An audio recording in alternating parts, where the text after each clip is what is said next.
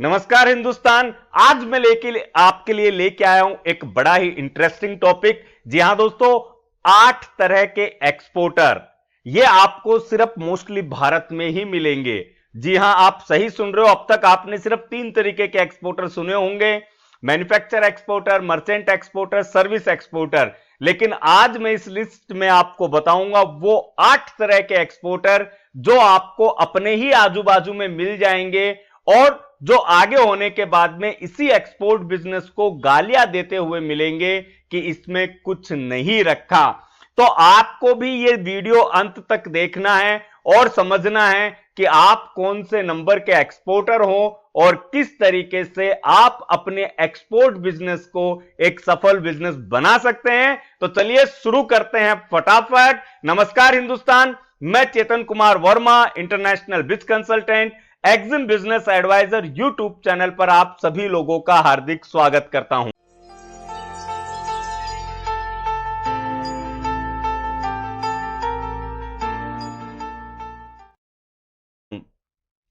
दोस्तों, इस लिस्ट में सबसे पहला एक्सपोर्टर है करके देखता हूं, करके देखते हैं वाले एक्सपोर्टर। यानी इन्हें एक्सपोर्ट इंपोर्ट से मतलब नहीं है। इन्होंने कहीं पे सिर्फ देखा है कि ये बंदा एक्सपोर्ट कर रहा है या ये बंदा इंपोर्ट कर रहा है, इसने 2 साल पहले शुरू किया, 1 साल पहले शुरू किया, आज पैसे कमा रहा है, तो मैं भी करके देखता हूं। अब इस करके देखने के अंदर इसके पास में कोई डॉक्यूमेंटेशन नहीं है, कोई नॉलेज नहीं है, प्रोडक्ट्स नहीं है, कुछ भी नहीं है, लेकिन इसे सिर्फ करके देखना है। और यही इसी बेस के ऊपर ये इंटरनेशनल बिजनेस में आता है। कुछ नहीं होता और ये बोलता है मैंने करके देखा था। लेकिन इंपोर्ट एक्सपोर्ट का बिजनेस सबसे बकवास काम है, इसमें कुछ नहीं होता। नंबर 2, सिर्फ एक बायर मिल जाए वाला एक्सपोर्टर, कि बस मुझे एक बायर मिल जाए फिर मैं पूरी पृथ्वी को बदल के रख दूंगा, गोल पृथ्वी को चौकोर कर दूंगा, मैं चीर दूंगा, फाड़ दूंगा, मैं सब कर दूंगा। बायर वेरीफाइड होना चाहिए और इस बंदे के खुद के वेरिफिकेशन के दूर दूर तक कोई अंश नहीं है। इसके पास में कोई डॉक्यूमेंट नहीं है, कोई ऑनलाइन अवेलेबिलिटी नहीं है, लेकिन सिर्फ एक बायर मिल जाए फिर मैं पूरे एक्सपोर्ट इंपोर्ट का भविष्य बदल दूंगा, मैं सारी चीजें बदल के रख दूंगा। नंबर 3, आईसी वाले एक्सपोर्टर। इन लोगों को लगता है कि इन लोगों के पास में आईसी होना यानी एक बहुत बड़ा डॉक्यूमेंट इन लोगों के पास में है और उस डॉक्यूमेंट के बेसिस के ऊपर ये बहुत बड़े बड़े एक्सपोर्ट कर सकते हैं, जबकि इनको पता ही नहीं होता है कि एक्चुअल में जब ये बिजनेस करने को जाएंगे तो उनको नंबर ऑफ डॉक्यूमेंट्स लगेंगे, एक लंबी लिस्ट निकलेगी डॉक्यूमेंटेशन की, और जिसका इनको पार्ट बनना होगा। जो भी मैंडेटरी रूल्स रेगुलेशंस डॉक्यूमेंटेशन होंगे वो इनको लगने वाले हैं, जो इन्हें पता ही नहीं होता। दोष इनका भी नहीं है, इन लोगों को सिर्फ आईसी के बेसिस पे एक्सपोर्ट करवाने वाले भी मिलते हैं और इसी बेसिस पे ये लोग लगे रहते हैं और कहीं ना कहीं पे ये अपना नुकसान करके घर पे आराम से बैठ जाते हैं। नंबर 4, कुछ भी बेच देंगे वाले एक्सपोर्टर। साहब एक्सपोर्ट इंपोर्ट करना है, सर प्रोडक्ट क्या है, सर कुछ भी बेच लेंगे। आलू, टमाटर, प्याज, भिंडी, प्लास्टिक की कुर्सी, लोहे की कुर्सी, प्लास्टिक की बोतल हो, लैपटॉप हो, माउस हो, XYZ कुछ भी हो, गारमेंट हो, कुछ भी हो सर, सब कुछ बेच देंगे अपन, क्योंकि मैं तो मर्चेंट हूं। मर्चेंट को क्या है, मर्चेंट कुछ भी बेच सकता है। सर ऐसा नहीं होता, आपको एक प्रोडक्ट चूज करके उसके पीछे काम करना पड़ता है। सर मैं मैन्युफैक्चरर थोड़ी हूं, मेरे को तो बस जैसे लीड मिलेगी मैं कुछ भी बेच दूंगा। अब इन लोगों के पास में ना कोई कैटेगरी है प्रोडक्ट की। अब जब प्रोडक्ट की कैटेगरी नहीं है तो ये प्रोडक्ट चूज नहीं कर पाएंगे, प्रोडक्ट चूज नहीं कर पाएंगे तो उस प्रोडक्ट के अकॉर्डिंग ये मार्केट रिसर्च नहीं कर पाएंगे, जब मार्केट रिसर्च नहीं कर पाएंगे तो ये बायर सर्च नहीं कर पाएंगे, बायर सर्च नहीं कर पाएंगे तो बायर के साथ में किस तरीके से आगे डील कन्वर्जन करना है, इंक्वायरी को किस तरीके से प्रोटेक्ट करना है, इनको कुछ नहीं पता, लेकिन ये सब कुछ बेच देंगे। इसके बाद में आते हैं शॉर्टकट वाले एक्सपोर्टर। इन लोगों के पास में कुछ हद तक डॉक्यूमेंटेशन होते हैं, कुछ हद तक मैं बोलूंगा इन्होंने प्रोसेस सिस्टम देखा है और अब लग गए हैं ये शॉर्टकट बनाने में कि सिर्फ अपने डील करनी है और वो किसी भी वे से हो, इन्हें कोई फर्क नहीं गिरता। इनके दिमाग के अंदर इस तरीके की एक बीमारी मानी है कि सिर्फ इन्हें खुद पर एक्सपोर्टर का टैग लगवाना है कि इसने एक्सपोर्ट किया है, उसमें चाहे इनके घर बार बिक जाएं, इनको कोई फर्क नहीं गिरता इस चीज से। सिर्फ इन लोगों ने उस चीज को एकदम से मेंटली पैशनेट कर लिया है कि इन्हें एक्सपोर्ट करना है, क्योंकि ये उस चीज को करने के लिए आए हैं। एक जुनून बोलिए, पागलपन बोलिए, लेकिन इन दोनों में बड़ा फर्क होता है दोस्तों।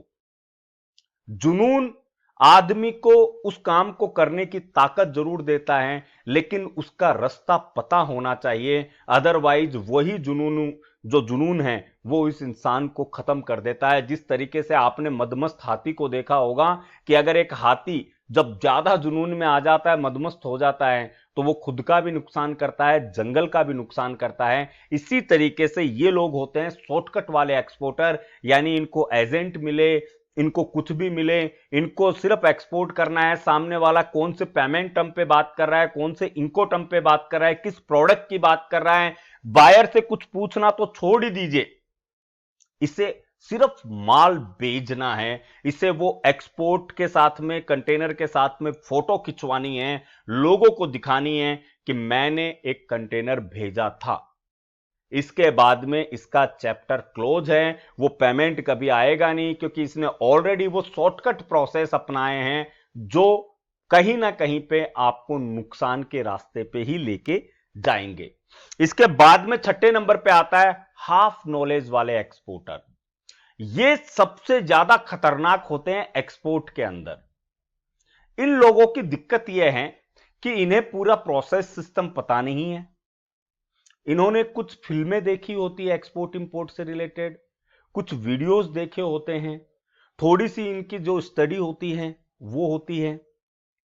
अब दिक्कत यह है कि ना तो ये सामने वाले की सुनना चाहते हैं, कि जो बंदा अगर इन्हें कुछ बता रहा है तो वो उसकी बिल्कुल नहीं सुनेंगे। मैं अपनी बात नहीं कर रहा हूं, या किसी मेंटर या टीचर गुरु किसी की बात नहीं कर रहा हूं, ये किसी की भी नहीं सुनेंगे, क्योंकि इन्हें यह लगता है कि जो इन्हें पता है वो किसी को नहीं पता।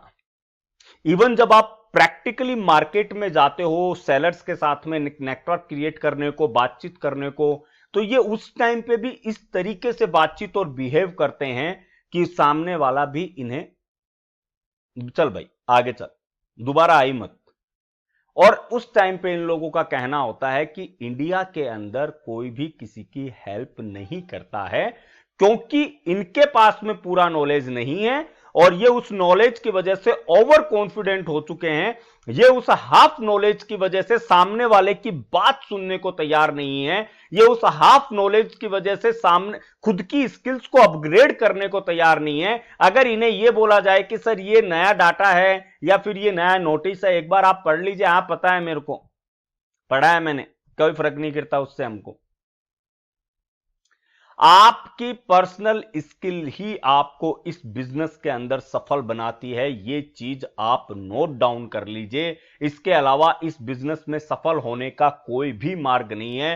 कोई चाहे कितने भी दावे करे, याद रखिए इस बात को, आपका पर्सनल स्किल अपग्रेडेशन ही आपको सफलता की राह पे चढ़ाएगा। इसके बाद में आते हैं हार्ड वर्किंग एक्सपोर्टर। ये एक्सपोर्टर सच में बहुत ज्यादा हार्ड वर्किंग होते हैं, और ये इस चीज को समझते हैं कि ये एक दिन में करोड़पति बनने वाला धंधा नहीं है। इसमें समय लगता है, पैसेंस रखना होता है, क्योंकि ये ग्रोथ और वॉल्यूम को समझते हैं। ये इस चीज को समझते हैं कि मुझे किस किस चीजों पे काम करना है।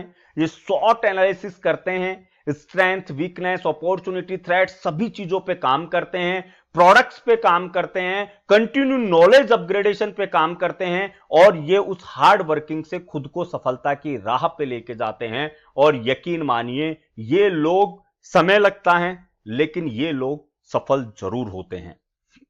इसके बाद में आते हैं डेडिकेटेड एक्सपोर्टर, और जो मेरे सबसे फेवरेट होते हैं। हार्ड वर्किंग और डेडिकेटेड, ये दो लोग मुझे सबसे ज्यादा अच्छे लगते हैं। ये समय लेते हैं, लेकिन आज तक मेरे पास में भी इतने लोग हैं, इनमें से इस कैटेगरी में जो लोग आए हैं उन्होंने सच में कमाल किया है। और ये डेडिकेटेड एक्सपोर्टर और हार्ड वर्किंग वाले जो होते हैं, आप यकीन मानिए कई बार उनके नॉलेज को, उनकी स्किल्स को, उनके परफेक्शन को, उनकी वर्किंग को देखकर खुद को भी यह महसूस होता है कि इसने खुद को सच में इस नॉलेज पार्ट के ऊपर बहुत अंदर तक लेके गए हैं।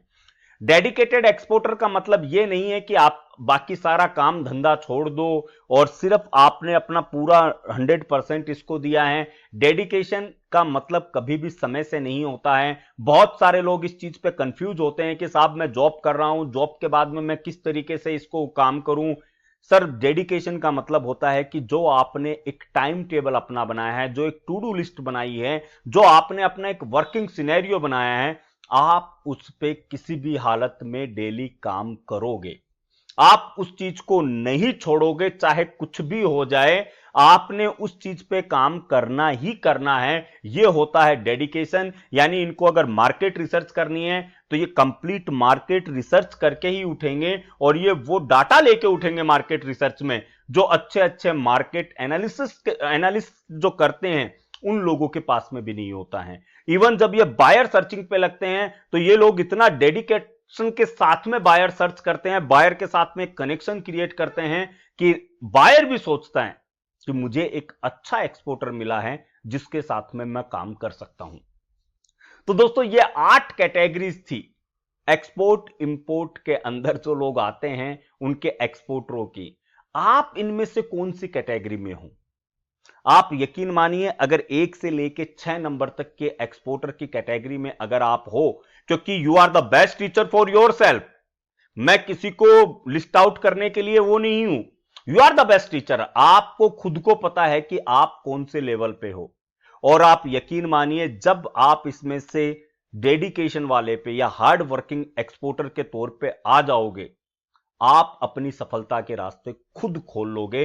आपको किसी चीज की जरूरत नहीं होगी क्योंकि वो दौर आपके खुद के पर्सनल स्किल डेवलपमेंट का होगा। वो समय आप खुद अपने बिजनेस को डेवलप करने पे दोगे और यकीन मानिए उसमें जो मजा आएगा, वही मजा, वही इंटरेस्ट जो क्रिएट होगा, वो आपको सफलता के रास्ते पे 4 चांद लगाएगा और आपको जरूर सफल बनाएगा। दोस्तों, बहुत सारे लोग रेफर कंटेनर के लिए बहुत परेशान रहते हैं। आने वाले संडे को एक नई अपॉर्चुनिटी में रेफर कंटेनर जिन लोगों को लगता है उनके लिए एक बहुत बढ़िया प्लेटफॉर्म और बहुत सारी चीजें मैं लेके आ रहा हूं आने वाले इसी संडे को, अपकमिंग संडे को। तो आप लोग जो लोग ये वीडियो देख रहे हैं वो कमेंट कर सकते हैं अगर आपको रेफर कंटेनर की जानकारी चाहिए। अगर आप पेरिसेबल गुड्स में काम करते हो तो आप लोगों को ना सीएचए से सही डाटा मिलता है, ना उसकी प्राइसिंग मिलती है, कितना टाइम लगेगा, बहुत सारे क्वेश्चंस होते हैं। इसका पूरा सॉल्यूशन जो है मैं अपकमिंग संडे जो है उसको लेके आ रहा हूं। तो अगर आप लोग उस चीज में इंटरेस्टेड हो तो कमेंट जरूर कीजिएगा ताकि हम लोग और बेहतर तरीके से उन चीजों को आपके सामने ला सकें। आज का ये वीडियो एक छोटा सा प्रयास था मेरा ताकि आप लोगों के सामने आप लोगों की सच्चाई आ सके और इस सच को जितना जल्दी आप स्वीकार कर लोगे, यकीन मानिए उतना जल्दी आप खुद को सफल बनाने के रास्ते पे शुरुआत कर दोगे।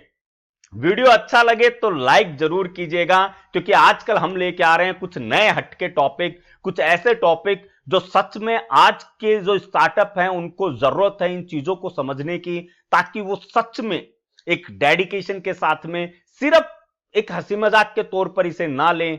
ये एक प्योर बिजनेस है और कभी भी जो भी चीज प्योर होती है उसे प्योर बनाने के लिए बहुत मेहनत करनी पड़ती है।